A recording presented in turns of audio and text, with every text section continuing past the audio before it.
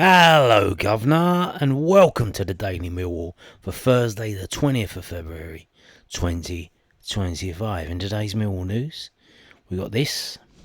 I've had a word with Alex Neil. This is the southernnews.co.uk. Millwall boss, semicolon, quotation mark. We've been very good in most games, and 5-1 loss to Plymouth Argyle was an anomaly. Alex Neil said Mill's 5-1 loss to Plymouth Argyle on February 12th was an anomaly. The Lions head into their trip to the southwest last week on the back of 4 consecutive wins, 3 of which were away from home, but floundered at home park, conceding 2 soft goals in the first 10 minutes before capitulating in the second half, with the Pilgrims putting the ball past Lucas Jensen 3 times. Since then, Mill have conceded 2 goals in the last 2 games, a 1-1 draw with West Brom at the Den last weekend, and a 1-1 draw away at Preston North End earlier this week. Neil's side have now only lost once in the past 7 league games, winning 3 and drawing a further 3. We've been very good in most games, Neil said after Mill's draw with Preston on Tuesday. Even if we haven't played particularly well, we've maybe lost by 1 goal. The games have been very, very tight. If you look at the goals that we've conceded against Plymouth, we basically scored 4 of them ourselves. And that was certainly an anomaly, and in the last 2 games, I think we proved that. We obviously want to try and win the next game, which is important. Exactly. And that was it. Short but sweet. Now, our next game, is Derby County on Saturday. They have brought in the reinforcements. Quite an interesting, transfer. So much so that it's being reported by londonnewsonline.co.uk. The South London Press are talking about it. One of those free agents that we keep hearing at, the free agents. So, players that don't have clubs, and the teams that are desperate are desperately signing some of these free agents. Now, obviously, we know kind of about these players.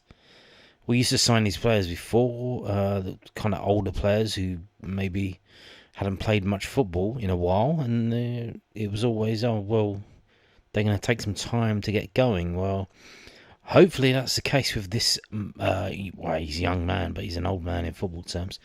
Derby signed experienced former Leeds and Oxford striker ahead of Millwall clash. Derby County have completed the signing of experienced free agent striker Kemar Roofe ahead of Saturday's game against Millwall. The 32-year-old has signed up at Pride Park until the end of the season. However, Roofe has not played since leaving Glasgow Rangers last summer. So he has not played since May?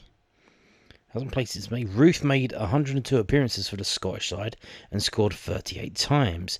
He joins up with John Eustace at the Rams, who only took charge of his first game last Friday in a 4-0 defeat at QPR.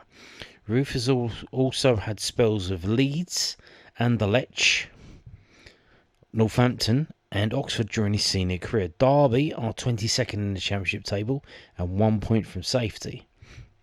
Obviously,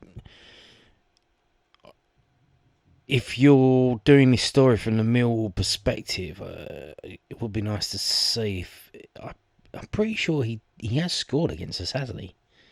When he played for Leeds, I swear he scored against us, maybe once or twice. Obviously, so if you could have put that in the story, that would have been nice, but here we go. Now, it's almost certain that he's not going to start, but he can come off the bench and give us the willies. Hopefully not, but there you go. Now, I want to remind you of this, which is happening next Thursday. So in a week's time, this event is happening. Enjoy an evening with 4 former Millwall goalkeepers. So the Millwall Community Trust is hosting an evening with 4 former Lions number 1s this February to raise crucial funds for the Millwall Community Trust, taking place on Thursday the 27th of February in the Den's Harry's Bar. Hear from a quartet of Millwall icons in Nicky Johns, Brian Horn, Brian King and Andy Marshall. As well as listening to untold stories, attendees will be able to meet and greet the former Lions in a casual and friendly environment. Tickets are on sale now, priced at just £10, but that's for all ages. There are no concessions. The entry fee includes a meal of sausage, mashed potatoes, and onion gravy. There is a vegan option available. Well, I thought onions were vegan. Maybe the gravy, I guess. Isn't that just vegan gravy is water, isn't it? Whilst paid bar facilities will be available, all profits from the evening will go towards supporting the Mill Community Trust. The evening starts at 7 p.m. and runs until 9:30 p.m. with limited spaces available. Secure your seat before it's too late. And I'm pretty sure buy your tickets here. Yeah, it's the Mill Ticket website. So you go onto the Mill Ticketing website, you know, the one where you buy your Watford tickets, your Crystal Palace tickets, if you're lucky enough to get one of them, your Derby County tickets, same place. You can buy a ticket for this for next week. So how about that? Now, I'm going to bring you this just because I said I would. So it seems that every Thursday we're going to be getting the Sky Sports TV selections. So every Thursday, this page on the EFL.com will be published with the selections. Now, as you can see, they have literally selected one game. They have got one game. Next, when is it? So they're doing it 4 weeks in advance, but they're doing it every week. So this is this is published on the 20th of February, today, for the weekend, that is the 22nd of March. So the Friday games will be the 21st of March, 22nd of March, 23rd is the Sunday, etc. And they're going to do that now until the end of the season. This is an international break. It's that weekend is international week. There are no championship games, so that doesn't happen.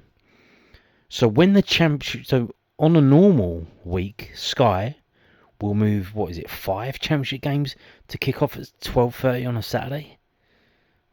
Absolutely annoying so many people. But when it's the international break, and they don't show international games now. They don't have the rights. It's Viaplay. They won't be showing international games. So they have I don't know what else is going on. What else do they have? I don't know. Is that F1 opening weekend? Maybe it's that. I don't know. But they've selected literally one game. Is this from League 1, I guess? Maybe League 2. They've only picked one game because there's no championship on. What the fuck is that about? Absolute joke. But there you go. So every Thursday I'll be showing you this, and that's important. So next week's one, next Thursday, which is the same date as that 4 goalkeepers event. This is the Mill fixture page from millfc.co.uk. So obviously Stoke City's been moved. That got moved last week. 12:30 kickoff in the morning. You know what I mean? It's just after. You know what I mean? Midday. This game here.